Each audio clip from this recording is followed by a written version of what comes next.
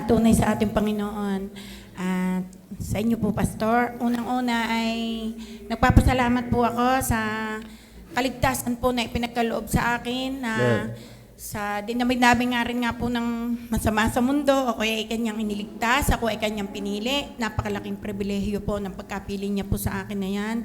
Dahil talamak po na nga ng kasalanan. Bagaman tayo po ay nakakasala pa rin sa pang-araw-araw na buhay. Nagpapasalamat po sa ibinibigay din nga pong kalakasan. Bagamat nagkakaroon po ng karamdaman na hindi naman po inaasahan. At salamat po sa pananalangin po ng ating pastor sa atin.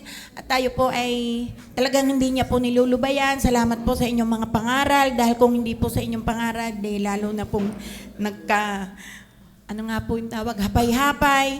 Salamat na paggamat ng hihina, nakakapagsikap, nakakapagpatuloy, at para po makapagpatuloy, iniisip ko po ang aking pong nakaraan. Yeah.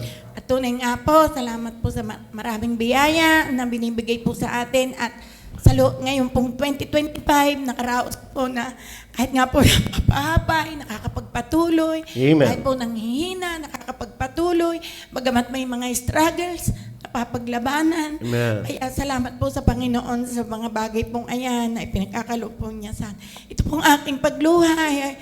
Dala po, yan po 8 years of joy dahil nga po nagpapasalamat at sa kanya pong kaligtasan na ipinagkaloob. Salamat po tayo pong mga Kristiyano ay nawa po'y magpatuloy palagi. Yan, may time pa, may time pa. Yan, nice.